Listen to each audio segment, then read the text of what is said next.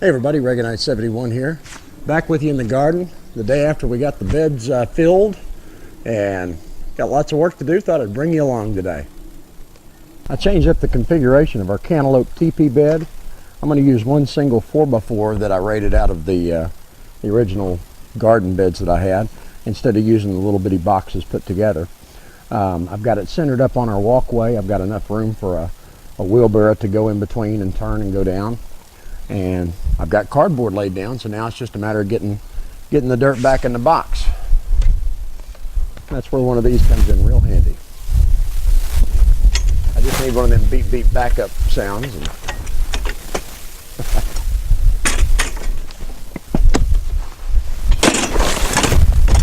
there we go. Well, sometimes it will and sometimes it won't. There. This is the stuff that I had in the bed before. This is winter weed here. It'll actually die with the first heat.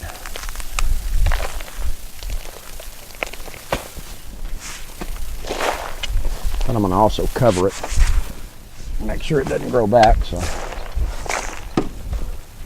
it'll give me a good base fill material. I'm going to come in with some of the saved up compost I've got over there on the big tarp. We'll fill this bad boy up here. All right, so I threw some fresh compost on top from the old bed, so it's not that fresh, but it's just right. Got that going there, and the next thing that I'm going to do is get out the tiller, and I'm going to till up all that dirt Reganite Senior brought me yesterday. The dirt itself came from a cattle pond, which means it's going to be real rich, if you know what I mean. And then some of Reganite Senior's compost was laid on top there. Sorry about the wind. I'm going to get in there and I'm going to till it up real good. I'm going to throw some Excellerite Rock Dust into each bed as well, till it up. And what I think I'm going to do is I'm going to go get, it's a 4-foot wide bed, 32 feet long. They sell contractor packs of 4-foot wide weed block. I'm going to lay it down, and then I'm going to take all of my compost and mulch on top with that compost. It's got those micro funnels in the weed block, which allow nutrients, water, and light in, but it won't allow any weeds to come up. So I think I'm going to do that. I got to do some more planning on that though. Last year I didn't use any weed block at all, and we just came out here and weeded as necessary. But it'd be a little bit easier that way. Between the cardboard on the bottom and the weed block on top, it'll make life a lot easier as the season goes along. This is that Excellerite stuff. Remineralize, easy for you to say. Remineralizer and microorganism multiplier. OMRI certified organic, got all kinds of good minerals and things like that. So I'm going to get my little scoop here, and I'm just going to sprinkle it through the garden and then till it in.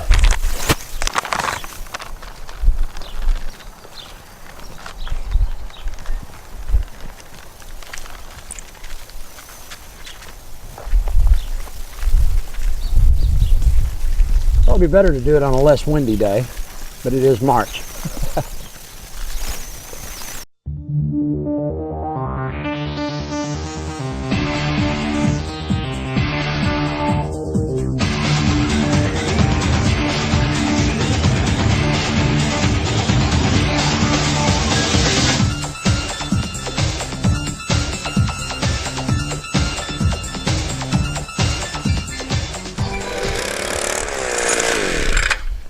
Well, I'll tell you one thing, these are mighty handy to have.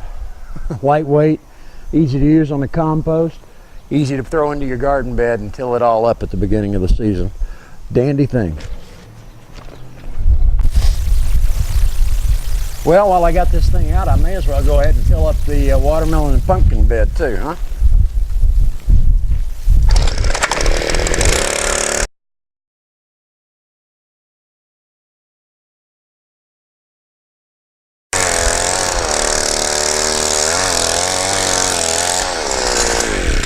Careful now, don't want to hit the new PVC connection. Now we'll dress it up, make it look a little better here, get it off these boards and even it out in the bed.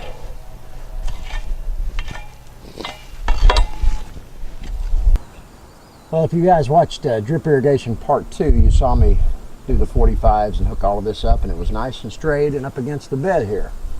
One of the things that happens when you're laying PVC pipe, if you don't get your elbows, you know, where you're going to go off in another direction straight and flat, if you're off just a little bit, you can have this happen. I had it happen over in the raised bed, and I had it happen here. So you can actually put a little bit of pressure on here. I can't put so much pressure though that I bring it all the way to the back, because it will put too much stress on the pipe and maybe snap it or mess up the fitting. So I've got a solution here involving a 2x4 that I've cut down. I've pre-drilled some holes, put some nails in it, and so we're going to fix this bad boy right now.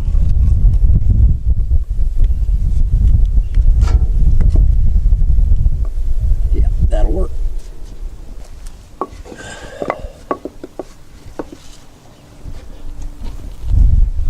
So there is to it right there.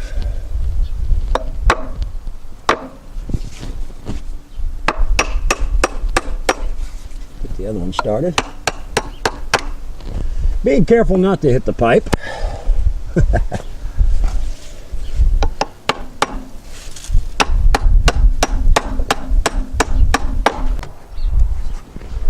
Now we'll just screw her down.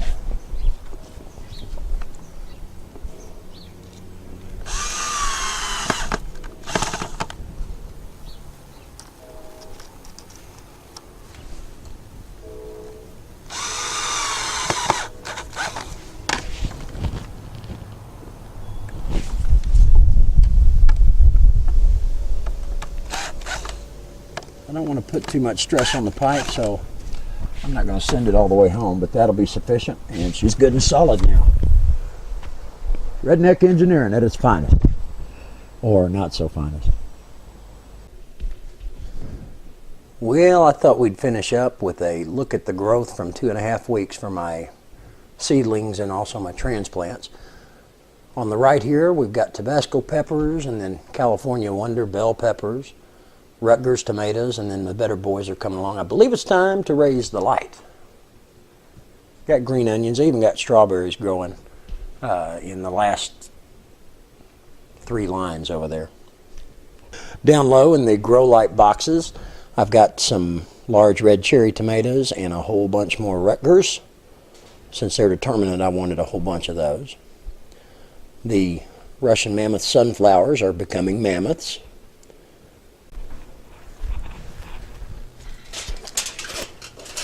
Right here we have squash and zucchini growing.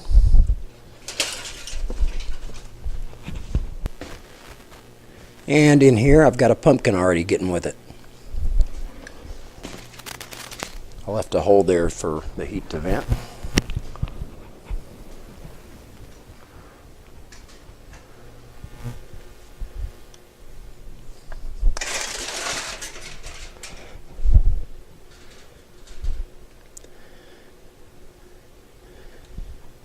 And I've got sugar babies and crimson sweet watermelons coming up.